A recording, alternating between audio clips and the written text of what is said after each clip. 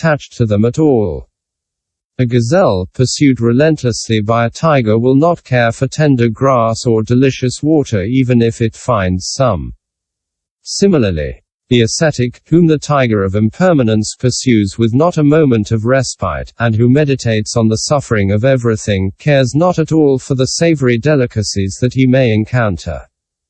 This is why the ascetic is able to control himself before those who gratify him. 3. Indifference toward women.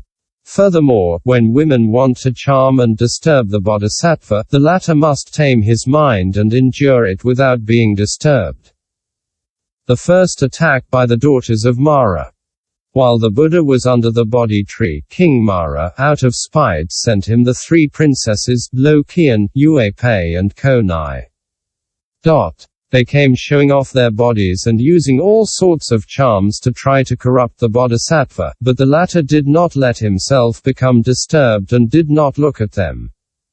The 3 maidens said to themselves, "The hearts of men are all different and tastes vary. Some like little girls, others women of a ripe age. Some like them big, others small. Some like them black, others blonde. Each of these types has its lovers." Then the 3 maidens each changed into 5 beautiful women, and each of these 5 women underwent innumerable metamorphoses. They came out of the forest and appeared suddenly, like lightning from a dark cloud. They raised their eyebrows, lowered their eyelashes, and watched carefully like young married women. They made music and used all the tricks. Coming close to the bodhisattva, they pressed their splendid bodies up against his body. Then the hero Mtsi Kin Kang, looking at him angrily, scolded them. "Who is this man you magicians dare to come and touch?" And Guyaka reprimanded them with these stanzas. "Do you not know that the god Indra loses his beauty and that his beard has faded? The clear limpid water of the ocean is drying up today out of bitterness. Do you not know that the sun is becoming dim, that the Poseou gods are falling? The fire from his divine mouth will devour you today. No, you don't know that, you who dare to treat this holy man so lightly." Then the daughters widened their circle, withdrew a little and said to the bodhisattva, "These women are of incomparable beauty and able to please. Why do you keep this seat?" The bodhisattva responded, "You are impure, dirty and evil doers. Begone and do not speak any more lies." And the bodhisattva spoke this stanza. "This body is a swamp of excrement, a foul mass of impurities. How can one take any delight in these walking latrines?" Hearing this stanza, the daughters said to themselves, "In speaking this stanza, this man does not know our pure goddess bodies." But once they transformed themselves and resumed their earlier form, their brightness and splendor lit up the entire forest. Playing musical instruments, they said to the bodhisattva, "These are our bodies. Who can find blame in them?" The bodhisattva answered, "The day will come when you will understand." "Tell us," they replied. The bodhisattva replied with these stanzas.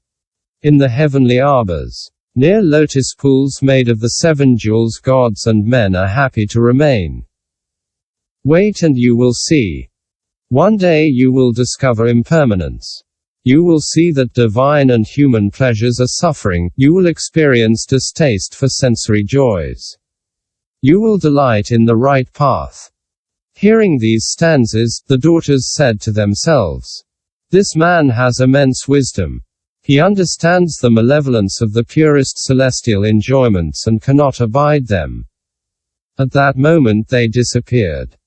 Thus the bodhisattva, in the presence of sexual attractions, can control his mind and endure them without being disturbed. Moreover, the bodhisattva understands all the impurities of desire. Of all the calamities, the calamity of the woman is the most serious.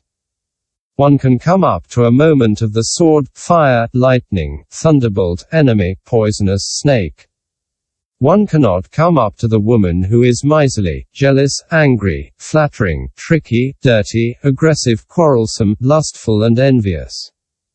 Why? Girls are vulgar, short-tempered and of little knowledge. They do not like what they see.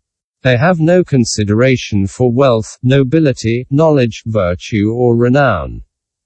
They follow only their own wicked tendencies. They destroy the roots of good in men.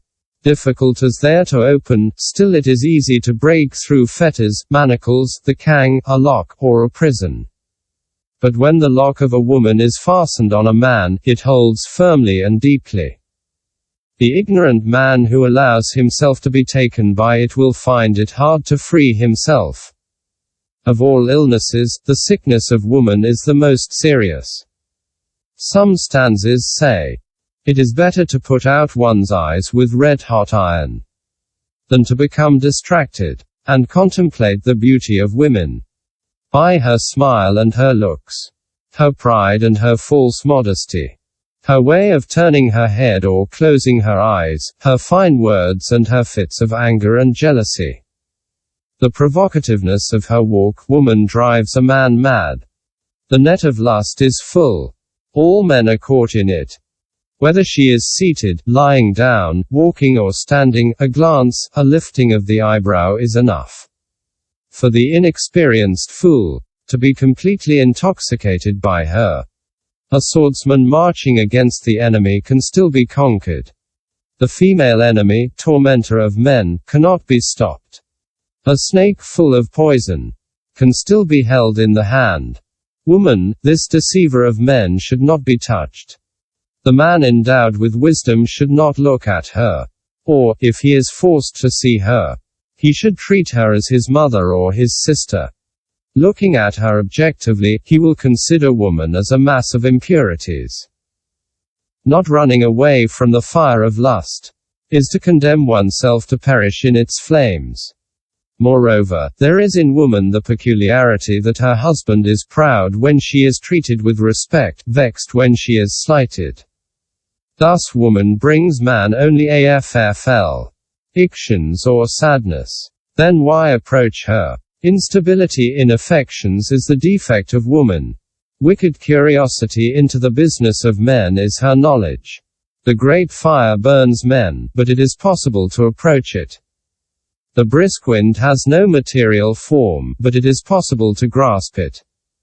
The snake contains venom, but it is possible to touch it. The heart of a woman, nothing can gain possession of it. Why? Because it is a characteristic of woman that she has no consideration for wealth, nobility, fame, knowledge, virtue, family, ability, eloquence, stability of the household, or depth of affection. All that is of no account in her mind. She desires only what she sees. She is like a dragon that seeks only to kill men without distinguishing good from evil. Moreover, woman cares nothing for the grief or sadness that she provokes. She can be loaded with gifts and attention, she will follow her fancy without letting herself be guided. Moreover, in the midst of good people, woman is puffed up with pride. She considers the ignorant as enemies. She pursues the wealthy and the noble with her flattery. She treats the poor and the humble like dogs. She always follows her own appetites and never virtue. The fisherman lover of the king's daughter